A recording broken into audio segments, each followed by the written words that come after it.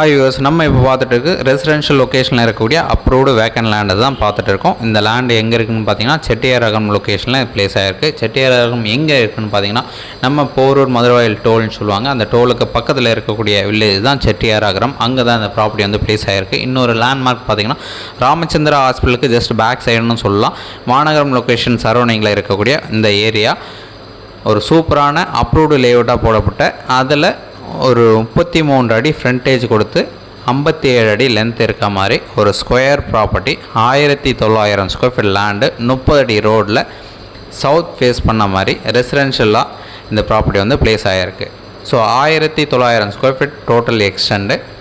ஒரு ஸ்கொயர் ஃபீட்டோட rate 8500 quote பண்ணாங்க. ஸ்லைட்லி நெகோஷியேட் பண்ணலாம். உங்களுக்கு டவுட் இருக்குது அப்படின்னா டேரெக்டாக வந்து பாருங்கள். சைட் பார்த்துட்டு கூட நம்ம ஃபர்தராக பேசலாம்.